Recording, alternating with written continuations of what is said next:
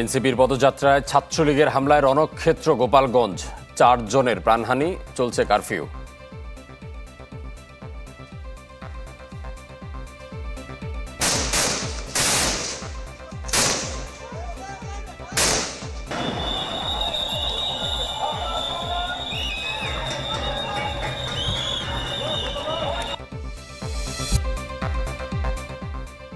NCP নেতাদের হত্যায় হামলার অভিযোগ নাহিদের, প্রতিবাদে দেশ জুড়ে আজ বিক্ষোভের ডাক। যারা এই ঘটনার সাথে জড়িত, যাদের পরিকল্পনায়, যাদের অংশগ্রহণ এবং যারা হত্যা চেষ্টা চালিয়েছে, তাদেরকে দ্রুত সময়ের মধ্যে, আগামী 24 ঘন্টার মধ্যে তাদেরকে গ্রেফতার করতে হবে। এবং বাধার দেয়াল ভেঙে গায়েবানা জানাজার দিন, শহীদদের কফিন মিছিল থেকে গণঅভ্যুত্থানের যাত্রা।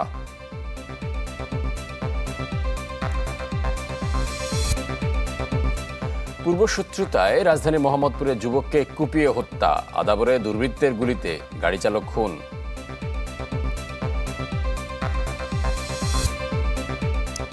মাদারীপুরে মানব পাচার চক্রের ভয়ঙ্কর ফাঁদ, সব হারিয়ে নিঃস্ব অসংখ্য পরিবার, তদন্তের আশ্বাস। এনসিপির পদযাত্রায় আওয়ামী লীগ ও সহযোগী সংগঠনের হামলায় রণক্ষেত্র গোপালগঞ্জ শহর। বুধবার দিনভর চলে সংঘর্ষ, আগুন, ভাঙচুর। হামলা চালানো হয় জেলা কারাগার সহ বেশ কিছু গুরুত্বপূর্ণ স্থাপনায়। পরে পরিস্থিতি নিয়ন্ত্রণে আনার চেষ্টা চালায় সেনাবাহিনী, পুলিশ ও বিজিবি। সেনাবাহিনীর এপিসিতে গোপালগঞ্জ ছাড়েন অবরুদ্ধ এনসিপি নেতারা।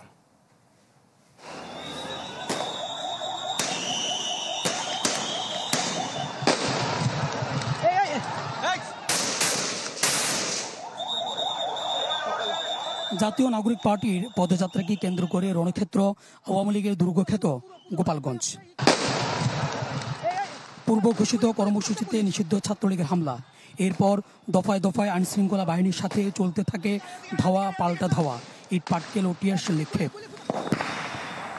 এনসিপির সমাবেশের পর মঞ্চস্থলে আগুন ধরিয়ে দেয় আওয়ামী লীগের কর্মীরা। গোটা এলাকায় ছড়িয়ে পড়ে উত্তেজনা। এক পর্যায়ে পৌর পার্ক এলাকার প্রধান সড়কে অবস্থান নিয়ে সহিংসতা চালায় নিষিদ্ধ সংগঠনটির কর্মীরা। পিছনে যে অংশটি একেবারে বলা যায় যে পুরোটাই ইট পাটকেল নিক্ষেপ করে বৃষ্টির মতো তারা পাথর মারছে এবং ধীরে ধীরে তারা সামনের দিকে আসছে। ওইদিকেও যারা হামলাকারী তাদের অবস্থান রয়েছে এবং এদিকটাও হামলাকারীর অবস্থান রয়েছে। শুধু মাঝখানে যে জায়গাটি, সেখানেই আইনশৃঙ্খলা রক্ষাকারী বাহিনীর সদস্যরা অবস্থান নিচ্ছেন। পুলিশের ধাওয়ায় অলিগলিতে ঢুকে পড়ে সাংবাদিকদের উপর চড়াও হওয়ার চেষ্টা চালায়, আহত হন বেশ কয়েকজন সংবাদকর্মী। এর এক পর্যায়ে গোপালগঞ্জে 144 ধারা জারি করে প্রশাসন, কিন্তু নিষেধ অমান্য করে আওয়ামী লীগ কর্মীরা সহিংসতা চালালে অ্যাকশনে যায় সেনাবাহিনী।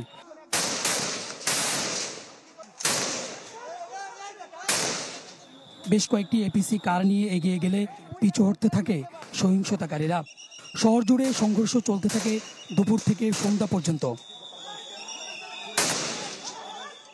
এখানে শেষ নয়, এক পর্যায়ে গোপালগঞ্জে জেলা কারাগারে হামলা চালায় আওয়ামী লীগের কর্মীরা। পরে সেখানে অ্যাকশনে যায় সেনাবাহিনী। আজকে যারা এনসিপির প্রোগ্রামে, এনসিপির পথসভায় হামলা করেছে, তারা এই জেলা কারাগারটির প্রত্যেকটি জানালার কাজগুলো তারা ভেঙেছেন, এখানকার আসবাবপত্রগুলো ভেঙেছেন, এখানকার যে জিনিসপত্রগুলো রয়েছে সেগুলোর প্রতিও কিন্তু তারা হামলা করেছেন। পরবর্তীতে এখানকার যে আইনশৃঙ্খলা রক্ষাকারী বাহিনীর সদস্যরা তারাও কিন্তু রাস্তায় নেমে এসেছেন। সকালে এনসিপির সমাবেশের আগে মঞ্চস্থলে হামলা চালায় নিষিদ্ধ ছাত্রলীগের কর্মীরা। বন্ধ করে দেয় গোপালগঞ্জের বিভিন্ন রাস্তা। এর আগে সমাবেশের পর এনসিপির গাড়ি বহরে হামলা করে আওয়ামী লীগের নেতাকর্মীরা। সেই সময় নিরাপত্তার জন্য এনসিপির কেন্দ্রীয় নেতাদের এসপি কার্যালয়ে নিয়ে যায় পুলিশ। পরে এপিসি কারে জাতীয় নাগরিক পার্টির নেতাদের নিরাপদে সরিয়ে নেয় সেনাবাহিনী। সুলতান মাহমুদ আরিফ, চ্যানেল 24, গোপালগঞ্জ। গোপালগঞ্জে দিনভর সংঘর্ষের ঘটনায় 4 জনের প্রাণ গেছে নিশ্চিত করেছেন গোপালগঞ্জ সদর হাসপাতালের আবাসিক চিকিৎসক শেখ মোহাম্মদ নাবিল। নিহতরা হলেন জেলা শহরের উদয়ন রোডের যুবলীগ সদস্য দীপ্ত সাহা, থানাপাড়ার রমজান কাজী, সদর উপজেলার আরপাড়া এলাকার ইমন তালুকদার ও একজনের পরিচয় এখনও মেলেনি। সদর হাসপাতালের আবাসিক চিকিৎসক জানিয়েছেন যে সবাই গুলিবিদ্ধ হয়ে মারা গেছেন। এছাড়াও বিভিন্ন গণমাধ্যমের 4 জন আহত হয়েছেন।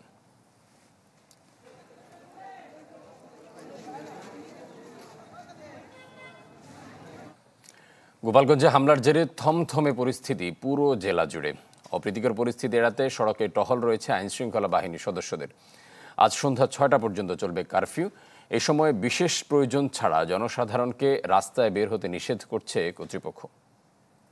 আওয়ামী লীগের দুর্গখ্যাত জেলা গোপালগঞ্জে যে সংঘর্ষের ঘটনা ঘটেছে, নিষিদ্ধ ছাত্র সংগঠন ছাত্রলীগ এবং আওয়ামী লীগের পক্ষ থেকে এনসিপির কর্মসূচিতে যে হামলা হয়েছে এক প্রকার রণক্ষেত্র পরিণত হয়েছিল।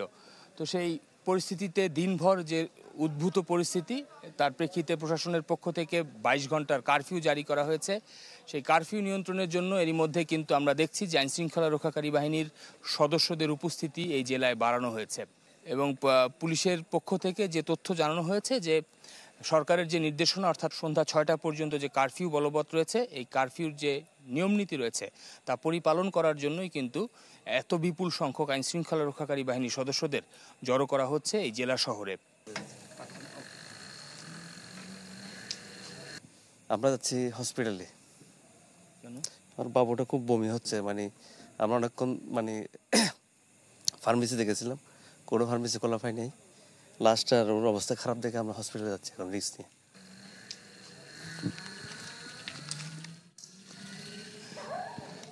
এমন গুটি কয়েক মানুষই কিন্তু এই গভীর রাতে এই শহরে এখন দেখা যাচ্ছে কারফিউর মধ্যে। বিশেষ করে আমরা রিকশায় যে দম্পতিকে দেখলাম, তাদের কোলে একটি ছোট্ট শিশু ছিল। শিশুটি অসুস্থ হয়ে পড়েছে। আসলে তারা বাধ্য হয়েই কিন্তু সরকারের নিষেধাজ্ঞা থাকার পরও জীবনের তাগিদে হসপিটালের দিকে যাচ্ছেন। এছাড়া কিন্তু এই শহরে গভীর রাতে আর কোনো মানুষজনকে কিন্তু দেখা যাচ্ছে না। বিশেষ করে যে থমথমে পরিস্থিতি দিনভর ছিল, সংঘর্ষ রণক্ষেত্রের অবস্থা ছিল, রণক্ষেত্র না থাকলেও এখনও কিন্তু সেই থমথমে পরিস্থিতি পুরো গোপালগঞ্জ জেলা জুড়ে রয়েছে।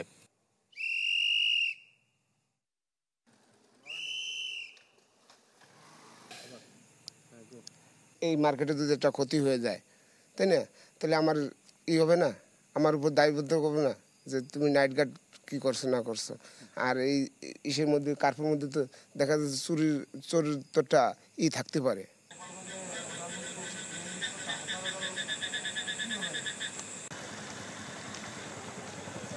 স্থানীয় মানুষজন তারা বলছেন যে কোনো রাজনৈতিক দলের বলি কিংবা কোনো রাজনৈতিক দলের তকমা তাদের গায়ে যাতে না লাগে। বাংলাদেশের অন্য 8-10টা জেলা যেমন, গোপালগঞ্জ জেলাও তেমন, এমনটা আসলে তারা প্রত্যাশা করেন। এই হচ্ছে আসলে গোপালগঞ্জ থেকে এই কারফিউ রাতের সবশেষ চিত্র। শফিকুল ইসলাম সবুজ, চ্যানেল 24, গোপালগঞ্জ। দর্শক, গোপালগঞ্জে চলছে 22 ঘন্টার কারফিউ। এ বিষয়ে আরও জানাতে আমাদের সাথে এই মুহূর্তে যুক্ত হচ্ছেন গোপালগঞ্জ থেকে সহকর্মী বাদল শাহ। আমরা যাচ্ছি তার কাছে। বাদল, গতকাল দিনভর সংঘর্ষের পর কারফিউ জারি হলো, সারা রাত পরিস্থিতি কেমন ছিল এবং সকালের পরিস্থিতি আপনি কেমন দেখছেন? ফারুক, গতকাল জাতীয় নাগরিক পার্টির সমাবেশকে কেন্দ্র করে দিনভর কিন্তু সংঘর্ষ হয়েছে আওয়ামী লীগ ছাত্রলীগ নেতাকর্মীদের সাথে এবং পুলিশের সাথে, এবং এই ঘটনায় কিন্তু গতকালকে 4 জন নিহত হয়েছে। এরপর পরই কিন্তু প্রশাসন প্রথমে 144 ধারা এবং পরে কিন্তু 22 ঘন্টার কারফিউ জারি করে। এই কারফিউ জারি করার পরও কিন্তু কালকে যে থমথমে যে অবস্থা ছিল বা নেতা কর্মীদের সাথে পুলিশের ধাওয়া পাল্টাতো, সেটি কিন্তু সন্ধ্যা পর্যন্ত চলে এবং পুলিশ এই সংঘর্ষ থামাতে কিন্তু ব্যাপক গুলি চালায়। তবে এই কারফিউ জারির পরও কিন্তু যারা উৎসুক জনতা তারা কিন্তু রাতে কিন্তু বের হয়েছিল এবং পরিস্থিতি আসলে কি ছিল সেটি কিন্তু তারা বোঝার চেষ্টা করেছে। কারণ সংঘর্ষ চলাকালীন সময়ের আতঙ্কে কিন্তু তারা ঘর থেকে বেরোতে পারেনি। সন্ধ্যার পর যখন একটু সংঘর্ষ কমে যায় তখন কিন্তু তারা আসলে পরিস্থিতি বোঝার জন্য ঘর থেকে বের হয়। আর আমরা রাতে আসলে যেটি বলছেন যে গ্রেপ্তার, আমরা কিন্তু আসলে রাতে কিন্তু সেভাবে গ্রেপ্তার করেছে কিনা বা পুলিশ অভিযান চালিয়েছে কিনা সেই বিষয়টি কিন্তু আমাদের এখন পর্যন্ত পুলিশ সুপার বা গোপালগঞ্জ সদর থানার যে ওসি রয়েছেন তিনি কিন্তু আমাদের সাথে আসলে সেভাবে বলেনি বা এখন পর্যন্ত কিন্তু তারা গণমাধ্যম কর্মীদের সাথে কোনো কথা বলেনি এবং তাদেরকে বারবার ফোন দেওয়া হলেও তারা কিন্তু সেই ফোনটি রিসিভ করেনি। ফলে আসলে গতকাল রাতে কোথায় কোথায় অভিযান চালিয়েছে এবং এখন পর্যন্ত আসলে কতজনকে গ্রেপ্তার করেছে সেই বিষয়টি কিন্তু আমরা এখনো পুরোপুরি নিশ্চিত হতে পারিনি বা জানতে পারিনি। আর আজকে যেহেতু সারাদিন কারফিউ রয়েছে, এই কারফিউর কারণে আপনার সাধারণ মানুষ কিন্তু এখন কিন্তু ঘর থেকে বের হয়নি। যেহেতু ভোরবেলা যদি সাধারণ মানুষ বের হতো হাঁটাচলা করার জন্য, কিন্তু এখন কিন্তু পুরোপুরি রাস্তা ফাঁকা রয়েছে। সকালে যে যেসব দোকানপাট খোলা হয় সেই দোকানপাটও কিন্তু বন্ধ রয়েছে। ইতিমধ্যে কিন্তু যারা আনসার সদস্য রয়েছে এবং এবিপিএন রয়েছে তারা কিন্তু শহরে রয়েছে, শহরের মোড়ে রয়েছে এবং নিরাপত্তা দেওয়ার কিন্তু তারা চেষ্টা করছেন। আর একটি বিষয় হচ্ছে যে এই যে সংঘর্ষের ঘটনা ঘটেছে, এই ঘটনা কিন্তু এখন পর্যন্ত থানায় কোনো মামলা হয়নি। তবে মামলা হলে এবং এতে কতজনকে আসলে আসামি করা হবে এবং কি মামলা হবে সে বিষয়টি আমরা জানা মাত্রই দর্শকদের জানিয়ে দিব। এই ছিল আমার কাছে গোপালগঞ্জের সবশেষ খবর। বাদল, আপনাকে ধন্যবাদ। দর্শক, গোপালগঞ্জের সার্বিক পরিস্থিতি জানাচ্ছিলেন আমাদের সহকর্মী বাদল সাহা। হত্যার উদ্দেশ্যে গোপালগঞ্জে মুজিববাদী সন্ত্রাসীরা এনসিপি নেতাদের উপর হামলা চালিয়েছে বলে অভিযোগ করেছেন দলটির আহ্বায়ক নাহিদ ইসলাম। খুলনায় সংবাদ সম্মেলনে তিনি আলটিমেটাম দেন জড়িতদের 24 ঘন্টার মধ্যে গ্রেপ্তারের। ঘোষণা দেন সারা দেশে আজ বিক্ষোভ কর্মসূচি পালনের। এনসিপির পদযাত্রা ঘিরে গোপালগঞ্জে উত্তেজনার মধ্যে সেনাবাহিনী ও প্রশাসনের নিরাপত্তায় খুলনা পৌঁছান নেতাকর্মীরা। পরে বুধবার রাতে খুলনা প্রেস ক্লাবে সংবাদ সম্মেলন করেন দলের আহ্বায়ক নাহিদ ইসলাম। হামলা করা হয়েছে, ককটেল মারা হয়েছে। অভিযোগ করেন পরিকল্পিতভাবে নিষিদ্ধ ছাত্রলীগ ও আওয়ামী লীগ হামলা চালিয়েছে। তাদের প্রধান উদ্দেশ্য ছিল এনসিপির নেতাকর্মীদের হত্যা। তারা খুব পরিকল্পিতভাবে আসলে গণ অভ্যুত্থানের এবং জাতীয় নাগরিক পার্টির নেতৃবৃন্দদের হত্যার উদ্দেশ্যে আজকে আসলে সশস্ত্র হামলা চালিয়েছে। বাংলাদেশে যে একটা মিথ তৈরি করে রাখা হয়েছিল যে গোপালগঞ্জে আওয়ামী লীগের বাইরে কেউ প্রোগ্রাম করতে পারবে না, এই মিথ আজকে জাতীয় নাগরিক পার্টি ভেঙে দিয়েছে। তিনি আরো বলেন, হামলার পর প্রমাণ করে আওয়ামী লীগ একটি জঙ্গি দল। এ সময় ফরিদপুর সহ জুলাই পদযাত্রা কর্মসূচি চালিয়ে যাওয়ার ঘোষণা দেন তিনি। যে একটা মুজিববাদী সন্ত্রাসী ফ্যাসিস্ট এবং একটা জঙ্গি বাহিনীতে তারা রূপান্তরিত হয়েছে, তারা তো গণতান্ত্রিক বা কোনো একটা রাজনৈতিক দলের মধ্যে পড়ে না, সেই রূপটা কিন্তু আজকে গণ অভ্যুত্থানের এতদিন পরে আবারও জনগণের সামনে, দেশবাসীর সামনে স্পষ্ট হয়েছে।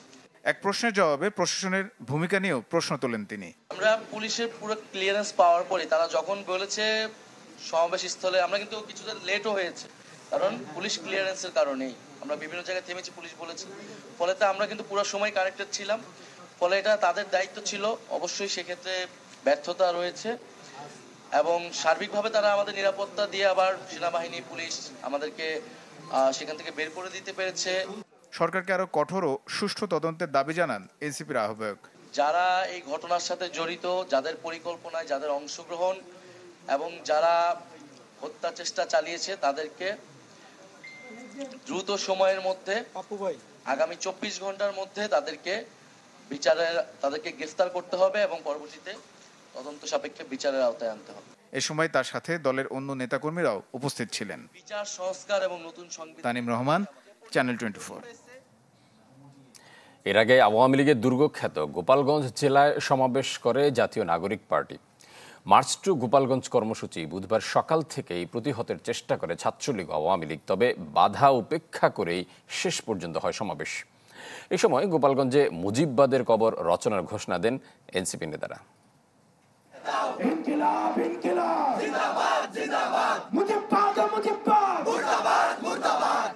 দেশব্যাপী পদযাত্রার অংশ হিসেবে জাতীয় নাগরিক পার্টির পূর্ব নির্ধারিত মার্চ থ্রু গোপালগঞ্জ কর্মসূচি পৌর পার্কে প্রস্তুত ছিল সভামঞ্চ।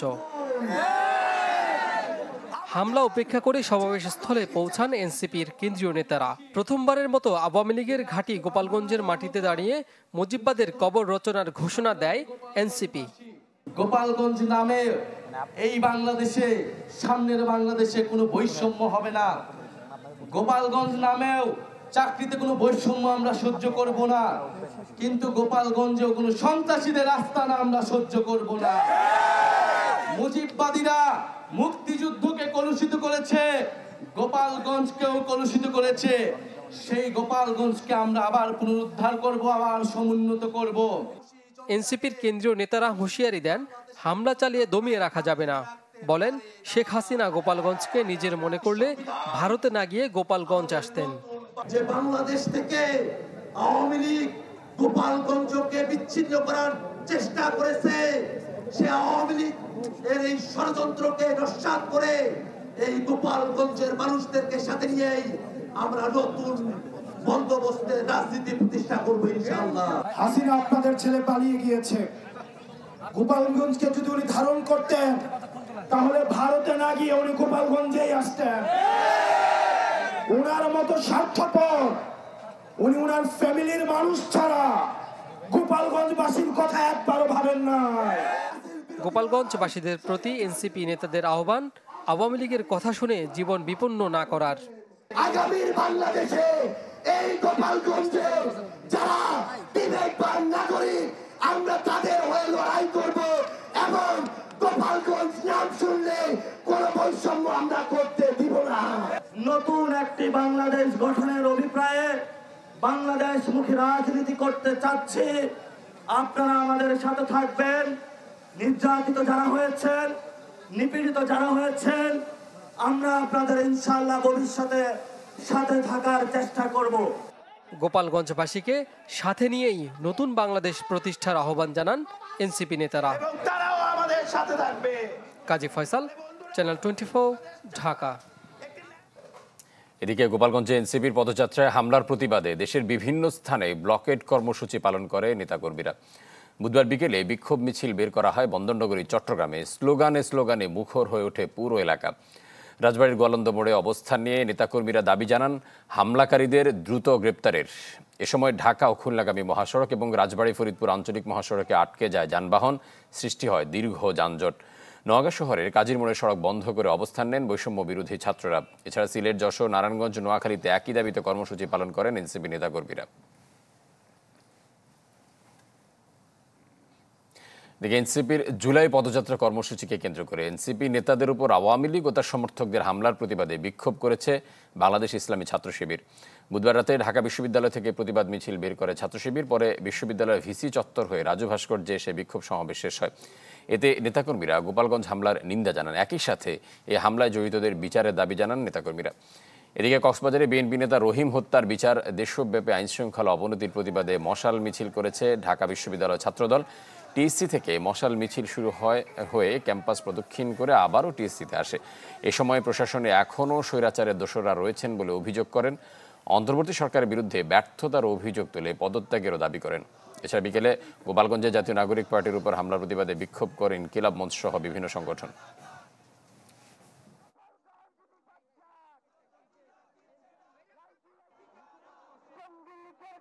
এদেশের মানুষের জানমালের নিরাপত্তা না দিতে পারেন, আপনারা অতি দ্রুত পদত্যাগ করুন, না হলে বাংলাদেশ জাতীয়তাবাদী ছাত্রদল বসে থাকবে না। এদেশের মানুষের নিরাপত্তার জন্য, এদেশের গণতন্ত্রের জন্য এদেশে আমরা আবার জুলাই নিয়ে আসবো।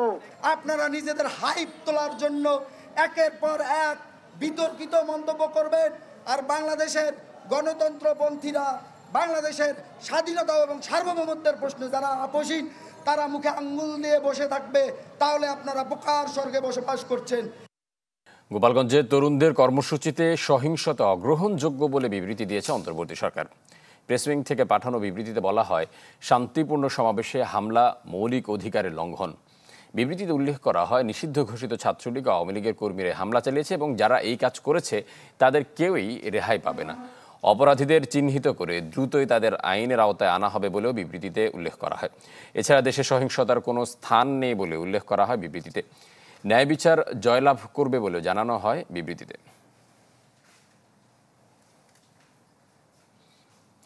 এনসিপির পদযাত্রায় হামলার ঘটনায় সৈয়দপুর বিমানবন্দরে কথা বলেছেন উপদেষ্টা আসিফ নজরুল ও সৈয়দা রিজওয়ানা হাসান। জানান, প্রশাসনের গাফিলতি থাকলে তদন্ত করে ব্যবস্থা নেওয়া হবে। আমরা যেই পুলিশ নিয়ে কাজ শুরু করেছি, সেই পুলিশ হচ্ছে আওয়ামী লীগ 15 বছর যাবৎ নিজের দলীয় লোক নিয়োগ দিয়ে ধীরে ধীরে এই পুলিশটাকে গড়ে তুলেছে। সেই পুলিশ আমাকে 100% সাপোর্ট প্রথম দিন থেকে দিতে পারবে বলেন? মাত্রা আমি বলবো না, ছোট মাত্রারই বা হবে কেন? এটা কোনোভাবেই গ্রহণযোগ্য না। এটা অবশ্যই শাস্তির মুখোমুখি হবে এবং প্রশাসনের যদি কোনো গাফিলতি থাকে তাহলে প্রশাসনের বিরুদ্ধে ব্যবস্থা নেওয়া হবে। গোপালগঞ্জে এনসিপির কর্মসূচিতে আওয়ামী লীগ ও ছাত্রলীগের ন্যাক্কারজনক হামলার ঘটনায় গভীর উদ্বেগ প্রকাশ করে বিবৃতি দিয়েছেন বিএনপি মহাসচিব মির্জা ফখরুল ইসলাম আলমগীর। বিবৃতিতে হামলার নিন্দা জানান তিনি। বলেন, আওয়ামী দুষ্কৃতিকারীরা আবারও দেশে অস্থিতিশীল পরিস্থিতি তৈরি করে ফায়দা হাসিলের অপতৎপরতায় লিপ্ত। গোপালগঞ্জের ঘটনায় জামায়াত ইসলামের আমির শফিকুর রহমান বলেন, এনসিপির সভা সমাবেশ তাদের রাজনৈতিক অধিকার। হামলায় জড়িতদের বিরুদ্ধে ব্যবস্থা নিতে সরকারের প্রতি আহ্বান জানান তিনি। হামলার নিন্দা জানিয়েছে নাগরিক ঐক্যের সভাপতি মাহমুদুর রহমান মান্নাও। বলেন, হামলার ঘটনায় অন্তর্বর্তী সরকার ও আইনশৃঙ্খলা বাহিনীর ব্যর্থতা দায়ী। নিন্দা জানিয়েছে ইসলামী আন্দোলনও।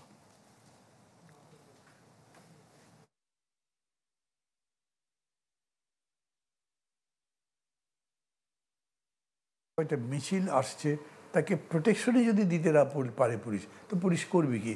গোপালগঞ্জে এই যে হামলা করে ভাঙচুর যাই হলো, আমি মনে করি পুলিশ তৎপর হলে এটা ঠিকই বন্ধ করা যেত, কিন্তু পুলিশ তৎপরই নয়, অথবা পুলিশ সজাগ নয়, পুলিশ যা হচ্ছে ওকে আমার কি করার আছে। হ্যাঁ, কোনো দল কোনো প্রোগ্রাম থ্রো করতে পারে, কর্মসূচি দিতে পারে, পালন করতে পারে, এই অধিকার তো আছে। এখানে অযথা সংঘাত সৃষ্টি করা এটা তো ভালো হয় না। এর দ্বারা কী হবে? মামলা মোকদ্দমা হবে, অনেক ভালো মানুষ হয়রানির শিকার হবে। এটা দরকার ছিল না। এবার জুলাই অভ্যুত্থান নিয়ে আমাদের মাসব্যাপী বিশেষ আয়োজন রক্তে ভেজা জুলাই।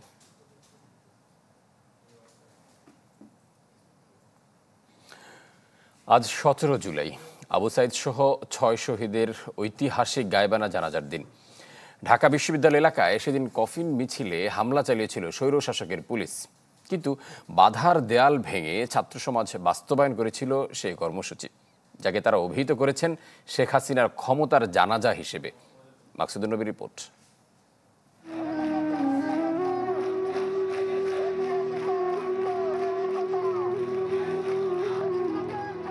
শুধু একটি কফিন মিছিল নয়, এটি ছিল ক্রোধ, বিক্ষোভ, প্রতিরোধ আর প্রতিশোধের কর্মসূচি। আবু সাইদ সহ 6 জন হত্যার প্রতিবাদে 17 জুলাই ঢাকা বিশ্ববিদ্যালয়ের ভিসি চত্বর থেকে টিএসসি মোড়ের দিকে এগিয়ে যায় কফিন মিছিল।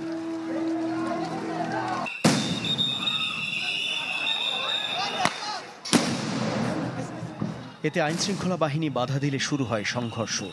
টিয়ার শেল ও সাউন্ড গ্রেনেড হামলা করা হয় শিক্ষার্থীদের ওপর।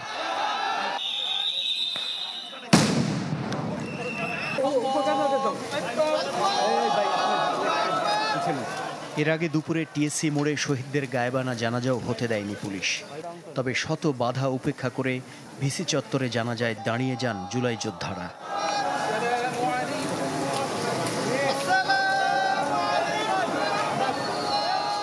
গণঅভ্যুত্থানের রাজনীতি আমরা যদি সাসটেইন করাইতে পারি। ওই জানাজা ইমামতি করেছিলেন ঢাকা বিশ্ববিদ্যালয়ের শিক্ষার্থী তারেক রেজা। সেদিন শত হুমকিকে পরোয়া না করার গল্পটা শোনালেন 1 বছর পর।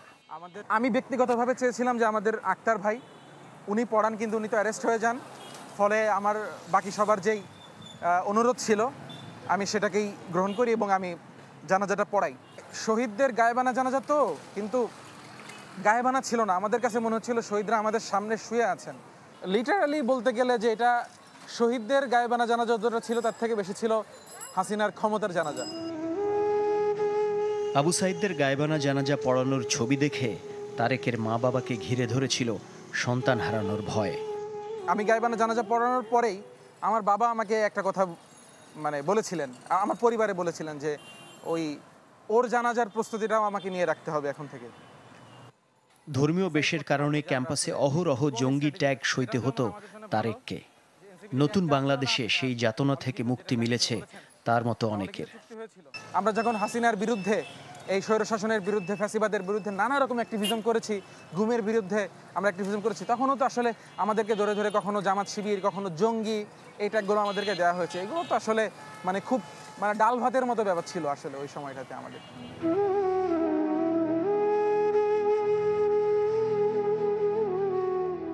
জুলাইয়ের এক একটি শহীদের মৃত্যু যে বাংলাদেশ রচনা করে গেছে, তাতে যেন এমন বেদনাময় জানাজার কাব্য আর লেখা না হয়। রাষ্ট্রের কাছে সেই বিশ্বাস রেখে এগিয়ে যেতে চায় তার মতো সাহসী তরুণেরা। মাকসুদুন নবী, চ্যানেল 24, ঢাকা। জুলাই হত্যাযজ্ঞের 1 বছরের মাথাতেই জোরে সোরে শুরু হয়েছে বিচার। শেখ হাসিনা, কামাল সহ জড়িত অনেকেরই অপরাধের গভীরতার প্রমাণ পেয়েছে তদন্ত সংস্থা। চিফ প্রসিকিউটর জানান, ডিসেম্বরের মধ্যে শেষ হবে মাস্টার মাইন্ডদের বিচার। জুলাই আগস্টের মানবতাবিরোধী অপরাধের মামলায় দৃশ্যমান হয়েছে বিচার। শেখ হাসিনা, আসাদুজ্জামান খান কামাল, চৌধুরী আব্দুল্লাহ আল মামুনের বিরুদ্ধে 4 আগস্ট শুরু হবে সাক্ষ্য গ্রহণ। 11 আগস্ট সাক্ষ্য গ্রহণের দিন ধার্য রয়েছে সাবেক ডিএমপি কমিশনার হাবিবুর রহমান সহ 8 আসামির মামলায়। এছাড়াও গণ অভ্যুত্থানের প্রথম শহীদ আবু সাইদ হত্যা এবং আশুলিয়ায় হত্যার পর 6 মরদেহ পোড়ানোর মামলায় বিচার শুরু হতে যাচ্ছে আগামী মাসে। যাত্রাবাড়ি, রামপুরা, উত্তরার মামলার তদন্ত চলছে জোরে সোরে। বিচারের অগ্রগতির বিষয়ে জানতে চাইলে চিফ প্রসিকিউটর বলেন, ডিসেম্বরের মধ্যে শেষ হবে জুলাই আগস্টের হত্যাযজ্ঞে মাস্টার মাইন্ডদের বিচার। জুলাই বিপ্লবের বিপ্লবী এবং ভিকটিম পরিবারকে আশ্বস্ত করতে চাই, আন্তর্জাতিক অপরাধ ট্রাইব্যুনালের তদন্ত সংস্থা, প্রসিকিউশন, আদালত সবাই এই জাতিকে একটা ন্যায় বিচার উপহার দেওয়ার জন্য একনিষ্ঠভাবে কাজ করছেন এবং যে গতিতে বিচারটা এগুচ্ছে, ইনশাল্লাহ আগামী ডিসেম্বরের মধ্যে বেশ কয়েকটি মামলার বিচার কার্য সমাপ্ত হবে। এদিন আশুলিয়ায় মরদেহ পোড়ানোর মামলায় ট্রাইব্যুনালে হাজির করা হয় 8 আসামিকে। পলাতক ঢাকা 19 আসনের সাবেক এমপি সাইফুল ইসলাম সহ 8 জনকে হাজির হতে পত্রিকায় বিজ্ঞপ্তি দিতে নির্দেশ দেন ট্রাইব্যুনাল। ওই পত্রিকার বিজ্ঞপ্তির মাধ্যমে তাদেরকে জানিয়ে দেওয়া হবে যে আগামী 28শে জুলাইয়ের মধ্যে যেন তারা আদালতে উপস্থিত হন। 28শে জুলাই তারিখে যদি তারা আদালতে উপস্থিত হতে ব্যর্থ হন, সেদিন থেকে তাদের অনুপস্থিতিতে বিচার কার্য পরিচালিত হবে। এদিকে লক্ষ্মীপুরে 5 জনকে হত্যার ঘটনায় মানবতাবিরোধী অপরাধের দায়ে নিষিদ্ধ সংগঠন ছাত্রলীগের নেতাসহ 3 জনকে হাজির করার নির্দেশ দিয়েছেন ট্রাইব্যুনাল। মাসুদুর রহমান, চ্যানেল 24, ঢাকা। রাজধানী মোহাম্মদপুর ও আদাবরে 1 ঘন্টার ব্যবধানে খুন হয়েছেন 2 জন। গতকাল সন্ধ্যায় এ ঘটনা ঘটে। পুলিশ জানায়, সন্ধ্যা 7টার দিকে মোহাম্মদপুরের চাঁদ উদ্যান সড়কের লাউতলায় পূর্ব শত্রুতায় আলামিন নামে এক যুবককে কুপিয়ে হত্যা করে দুর্বৃত্তরা। ঘণ্টাখানেক পর 8টার দিকে আদাবরের নবোদয় হাউজিংয়ে নিজ বাসার সামনে গুলি করে খুন করা হয় ইব্রাহিম নামে এক গাড়ি চালককে। এই ঘটনায় 2 জনকে আটক করেছে আইনশৃঙ্খলা বাহিনী। ঠিক কী কারণে ইব্রাহিম খুন হয়েছেন প্রাথমিকভাবে জানাতে পারেনি পুলিশ।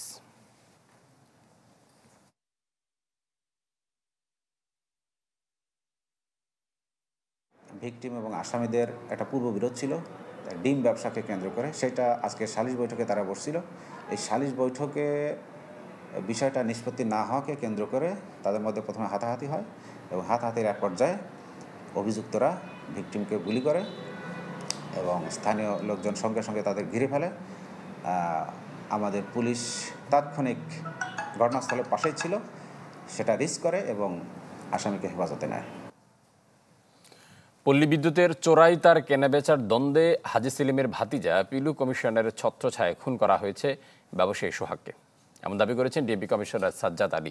রাজধানী মিন্টু রোডে ডিএমপির মিডিয়া সেন্টারে সংবাদ সম্মেলনে তিনি বলেন, অভিযুক্তরা হত্যার পর মব তৈরির চেষ্টা করে, পরে পুলিশ গিয়ে পরিস্থিতি নিয়ন্ত্রণে আনে। গেল রাতে পটুয়াখালী থেকে গ্রেপ্তার করা হয়েছে প্রধান আসামি রেজওয়ানকে। এখন পর্যন্ত মামলার 9 আসামিকে গ্রেপ্তার করা হয়েছে। মানব পাচার চক্রের ভয়ঙ্কর ফাঁদে মাদারীপুরের অসংখ্য পরিবার। ইউরোপ সহ মধ্যপ্রাচ্যের দেশগুলোতে কাজের সন্ধানে পাড়ি জমানোর আশায় প্রতারণার কবলে সর্বস্ব হারাচ্ছেন অনেকে। পাল্টা মামলায় পালিয়ে বেড়াচ্ছেন কেউ কেউ। মাদারীপুরের সদর উপজেলার বাহাদুরপুর ইউনিয়নের বাসিন্দা জুয়েল ব্যাপারী প্রতারণার ফাঁদে পড়ে সর্বস্ব হারিয়ে নিঃস্ব পুরো পরিবার। বছরখানেক আগে ধার দেনা করে 20 লাখ টাকা তুলে দেন মানব পাচার চক্রের সদস্য রুবেলের কাছে। জীবনের চাকা ঘোরাতে লিবিয়া হয়ে ইতালি যাওয়ার জন্য বাড়ি ছাড়েন জুয়েল। পরে লিবিয়া গিয়ে পৌঁছালে চলে মাফিয়াদের অমানবিক নির্যাতন। এরপর দফায় দফায় চাওয়া হয় মুক্তিপণ, সেখানেও দিতে হয় 15 লাখ টাকা। লিবিয়া দিয়ে ইটালি যাওয়ার জন্য 16 লাখ টাকা কন্টাকে, তারপরে সে লিবিয়া নেওয়ার পরে গেম করার কথা বলে এক রুম থেকে আরেক রুম করে আমাদের বেঁচে ফেলায়, অত্যাচার করে, আঙ্গুল শেষে ফেলাইছে, পার আঙ্গুল শেষে ফেলাইছে। পরে হলো বাধ্যতামূলক তারা জমি খাত বেঁচে আমার হলো এই মাফিয়া থেকে হলো ছাড়াইছে। জুয়েল যে ক্ষতিগ্রস্ত, সে যে আসলেই ক্ষতিগ্রস্ত এটা সবাই জানে। আমরা এটার সঠিক বিচার চাই। ভুক্তভোগী জুয়েল ব্যাপারী বাড়ি ফিরে মামলা করেন মানব পাচার চক্রের সদস্য রুবেল ব্যাপারী ও তার ভাই সহ 9 জনের বিরুদ্ধে। এতে রুবেল ক্ষুব্ধ হয়ে গ্রামের নূর মোহাম্মদ নামের এক ব্যক্তির একটি মামলায় জুয়েল ও তার ভাইদের আসামি করেন। সত্য মামলা মিথ্যাকরণের জন্য আর আবার পাল্টা মামলা দিছে। কি কারণে দিল এটা আমি আইনের কাছে বা সরকারের কাছে আমি এই মামলাটার মানে সত্য যাচাই করার জন্য অনুরোধ করতেছি। কাগজপত্র আমার আইছে এই ফেলে নামে নামে গিয়ে গেছে মনে হয়। আমরা নাম করিনি, আমি চিনিও না, হেও বাড়ি আমি জানি না, হেও আমার বাড়ি চিনি না। জেলা অতিরিক্ত পুলিশ সুপার জানান বিষয়টি নিয়ে তদন্ত চলছে। আশ্বাস দেন নিরপরাধ কাউকেই হয়রানি করা হবে না। যারা অভিযুক্ত তারা জড়িত নন, তদন্তে যদি প্রমাণিত হয়, প্রাথমিকভাবে প্রমাণিত হয়, আমরা অবশ্যই সেটা নিশ্চিত করব যে তদন্ত যাতে সুষ্ঠুভাবে হয় এবং অযথা নিরপরাধ কেউ যাতে হয়রানি না হয় সেই বিষয়ে আমরা অত্যন্ত সতর্ক থাকি। মানব পাচার চক্রের বিরুদ্ধে প্রশাসনের কঠোর নজরদারি চান এলাকাবাসী। Desk report, channel 24। দর্শক, এই মুহূর্তে বরগুনার ডেঙ্গু পরিস্থিতির খবর জানাতে আমাদের সাথে যুক্ত হচ্ছেন সহকর্মী আবু জাফর সালে। আমরা যাচ্ছি তার কাছে ডেঙ্গু পরিস্থিতির খবর জানতে। সালে। ফারুক, বরগুনার ডেঙ্গু পরিস্থিতি আসলে আক্রান্তের সংখ্যা 4000 ছাড়িয়েছে। গতকাল পর্যন্ত বরগুনায় ডেঙ্গু আক্রান্তের সংখ্যা 4093 জন এবং পাশাপাশি বাড়ছে মৃত্যুর সংখ্যাও। যদি গতকালও কিন্তু বরগুনার একজন সহকারী শিক্ষিকা, উনি বরিশাল মেডিকেলে তিনি চিকিৎসাধীন অবস্থায় মারা গেছে। এ নিয়ে কিন্তু 35 জন ডেঙ্গু আক্রান্তে মারা গেছেন, যদিও সরকারি হিসাবে সেটি 6 জন রয়েছে। আর এই মুহূর্তে গত 24 ঘন্টায় কিন্তু 71 জন ডেঙ্গু আক্রান্ত রোগী বরগুনার বিভিন্ন হসপিটালে ভর্তি হয়েছে, যার মধ্যে কিন্তু এই বরগুনা জেনারেল হাসপাতালেই রয়েছে 50 জন এবং যেটি হচ্ছে যে এখন পর্যন্ত কিন্তু ভর্তি রয়েছে 138 জন বরগুনা জেনারেল হাসপাতাল এবং জেলার অন্যান্য হাসপাতাল মিলিয়ে কিন্তু ডেঙ্গু আক্রান্ত রোগী 193 জন চিকিৎসাধীন রয়েছে।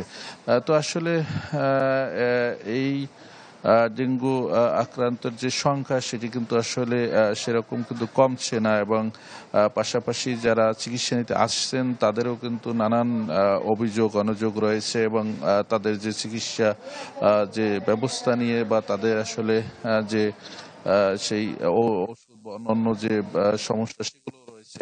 এবং তবে একটি বিষয় হচ্ছে যে আমরা যে জায়গাটিতে আসলে আছি সেই জায়গাটি কিন্তু এই ফ্লোরে এই মেঝেতেও কিন্তু অন্যান্য সময়ে কিন্তু ডেঙ্গু আক্রান্ত রোগী কিন্তু আসলে থাকে, যেটি আসলে আজকে কিন্তু কিছুটা কম দেখছি, কারণ এই সব জায়গায়ও কিন্তু ডেঙ্গু আক্রান্ত রোগী অন্যান্য সময় থাকে তুলনামূলক কিছুটা কম।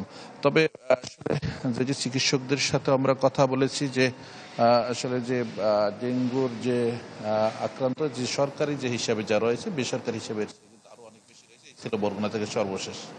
সালে, আপনাকে ধন্যবাদ। দর্শক, বরগুনা ডেঙ্গু পরিস্থিতির খবর জানাচ্ছিলেন সহকর্মী আবু জাফর সালে। প্রতি বছর বর্ষা মৌসুম এলেই ভাঙন আতঙ্ক বাড়ে হবিগঞ্জের আজমিরিগঞ্জের নদীপাড়ের মানুষের। স্থানীয়দের অভিযোগ, বছরের পর বছর ধরে চলা এই ভাঙন রোধে কার্যকর কোনো পদক্ষেপ নেই কর্তৃপক্ষের। এদিকে উজানের ঢলে গাইবান্ধার ব্রহ্মপুত্র নদের পানি বৃদ্ধি পাওয়ায় দেখা দিয়েছে ভাঙন। হবিগঞ্জ ও কিশোরগঞ্জ জেলার মাছ দিয়ে বয়ে গেছে কালনী ও কুশিয়ারা নদী। বর্ষায় অতিবৃষ্টি, অকাল বন্যা কিংবা উজানের ঢলে তৈরি হয় ভাঙন। আতঙ্কে থাকেন দুপারের মানুষ।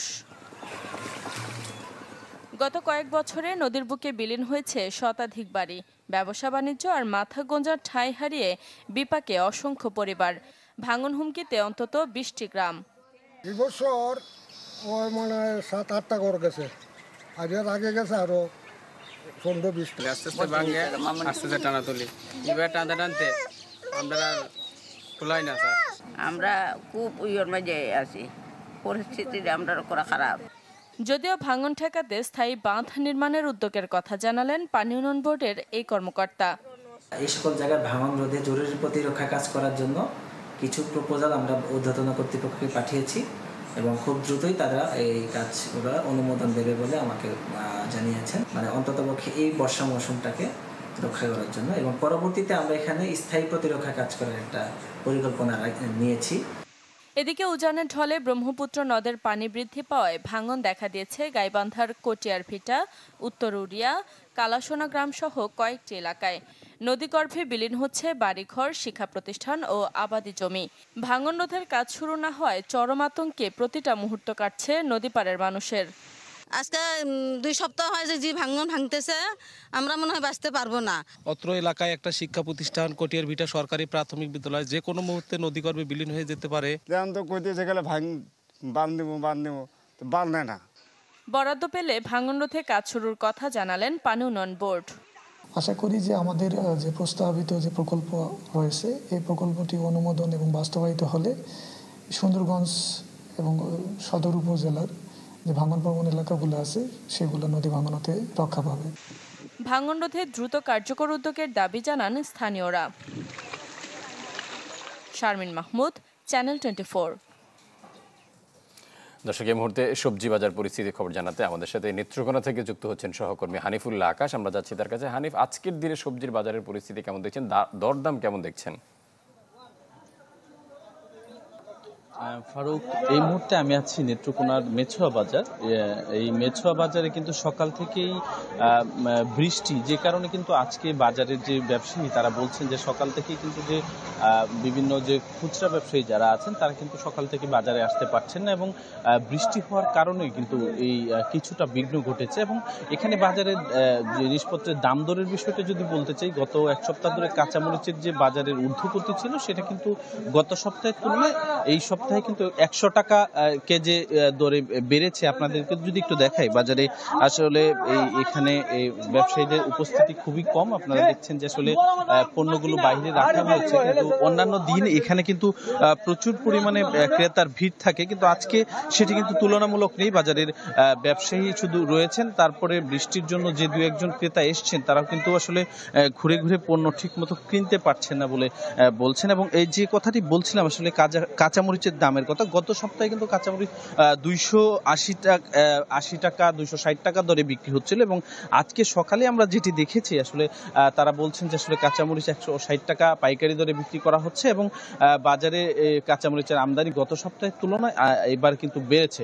এবং আপনাদের আরেকটি কথা বলতে চাই যে আসলে এই বৃষ্টিপাত হওয়ার কারণে কিন্তু আসলে বাজারে পণ্যের চাহিদা কিছুটা বেড়েছে, যে কারণে কিছু যে সবজির দাম কিছুটা গত সপ্তাহের তুলনায় বেড়েছে। ফারুক, আকাশ, আপনাকে অসংখ্য ধন্যবাদ। দর্শক, নেত্রকোনা থেকে সবজির বাজার পরিস্থিতি জানাচ্ছিলেন সহকর্মী হানিফুল্লাহ আকাশ।